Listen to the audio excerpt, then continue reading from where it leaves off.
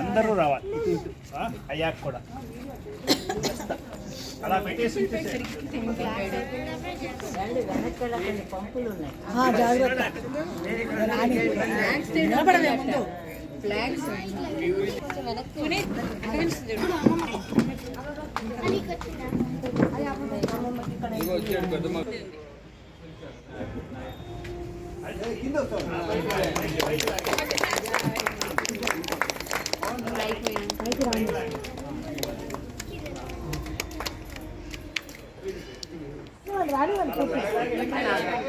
ఇంకా పైకి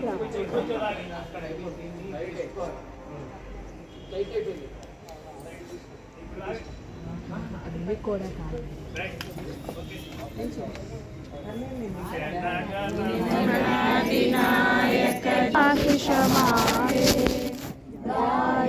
तव जय गाथा जनगण मंगलदायक जय हे भारत भाग्य विधाता जय हे जय हे जय हे जय जय जय जय ఏమిటి మనందరికీ స్వాతంత్రం వచ్చిందని మనం మురిసిపోతున్నాం. 40 ఏళ్ళు మనమందరం పుట్టడమే స్వతంత్ర భారతదేశంలో పుట్టాం చాలామంది. కానీ నిజంగా మనకి స్వాతంత్రం ఉందా లేదనే అనుకోవాలి. స్వాతంత్రం అంటే ఏంటి అంటే ఎవరు మిమ్మల్ని క్వశ్చన్ చేయకపోతే స్వాతంత్రమా? ఇప్పుడు భార్య పొద్దున్న మనం భర్త బయటికి వెళ్ళి వస్తే ఎక్కడికి వెళ్ళారండి నెమ్మదిగా అడిగితే మన స్వాతంత్రానికి ఏమన్నా విఘాతమా? వాళ్ళకి అడిగే హక్కు ఉందా లేదా? మనం ఎక్కడైనా తిరిగి రావచ్చా?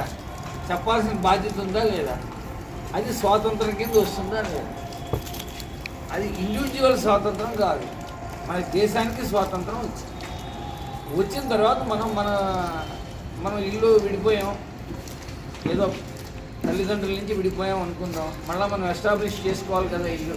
ఓ ఇల్లు చూసుకోవాలి, స్టవ్ కొనుక్కోవాలి, సిలిండర్ ఎత్తుక్కోవాలి, ఇవన్నీ చేసుకోవాలి. రిపబ్లిక్స్ రాజ్యాంగం రాసుకున్నాం. ఇవన్నీ మౌంట్ బాటన్ నుంచి రాజాజీ గారికి మళ్ళీ ఈయన ఫస్ట్ గవర్నర్ జనరల్ అయ్యారు. రాజాజీ గారు ఒక స్టేట్మెంట్ ఇచ్చారు. ఏమనంటే all southerners are wise and northerners are otherwise అన్నాడు. ఆయన ఇచ్చిన స్టేట్మెంట్ ఎక్కడిచ్చాడంటే చెన్నైలో ఇచ్చాడు. ఢిల్లీలో ఇచ్చుంటే మన దేశం ఇంకొన్ని ముక్కలయ్యేది. కాబట్టి మన వెంకటేశ్వర గారు ఎప్పుడు చెప్తుంటారు మగాళ్ళంతా ఇటు రండి అని.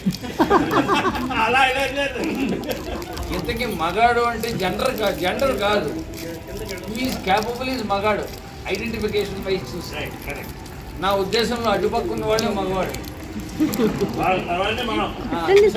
ఒప్పించాను ఆయన చెప్పుకున్నా కూడా అల్టిమేట్గా ఇంట్లో ఆడవాళ్ళని కన్సల్ట్ చేయకుండా ఏ ఒక్క అడుగు కూడా ఏ మగవాడు ముందుకేడు. శివుడికి పార్వతిని ఇవ్వమని అడగడానికి వచ్చారు. వస్తే ఎవడైనా ఏమంటాడు? సాక్షాత్తు పరమశివుడే వచ్చి కూతుర్ని అడిగితే ఎవడు కాదంటాడు? ఎస్ అనేయచ్చు.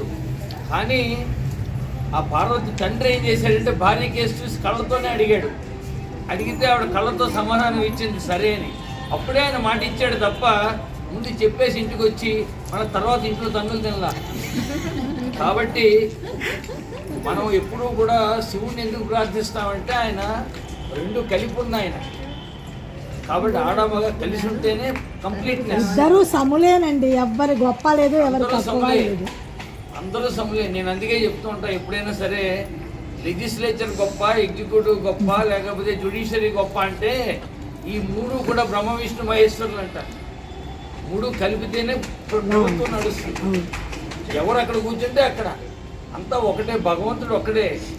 మనం ఒకసారి వినాయకుడిని పిలుస్తాం, ఎందుకంటే మనకు ఉండ్రాలు తినాలంటే వినాయకుడిని కేకేస్తాం, పులిహార తినాలంటే అమ్మవారిని పిలుస్తాం. ఇలా మన సౌలభ్యం కోసం మనం పిలుచుకున్నాం. ఏ కుమార్ కూడా ఒక్కడే కదా. సుబ్బలక్ష్మి గారికి మొగుడు, భరద్వాజ్కి తండ్రి, మా ఆకాష్ భరద్వాజ్కి తాత, కోర్టులో విజయ్ కుమార్, డాక్టర్ విజయ్ కుమార్. ఇట్లా ఒకే మనిషి రకరకాలుగా చూస్తున్నారు. భగవంతుడు కూడా కానీ మనం అందరం ఏంటంటే ప్రతిసారి కలుస్తున్నాం, మాట్లాడుకుంటున్నాం, కానీ సంఘీభావం కొంచెం లోపిస్తోంది అనిపిస్తోంది అప్పుడప్పుడు. నాకైతే ఎక్కువే ఉంది. మీరేంటంటే ఏడాదికి పెరుగుతుంది. మీకేంటంటే మీరు ఓన్లీ రిలీజియస్ యాక్టివిటీస్లోనే మీరు పార్టిసిపేషన్ ఉంది కాబట్టి మీరు ఈ రిలీజియస్ థ్రెడ్తో అందరినీ కలిపి ఉంచుతున్నారు, కానీ మానసిక థ్రెడ్తో కలిపి ఉంచాలి. ఉదండ మా కన్న తల్లికి మంగళారతులు, మా తెలుగు తల్లికి మల్లెపూదండ, మా కన్న తల్లికి మంగళారతులు. చాలు సార్.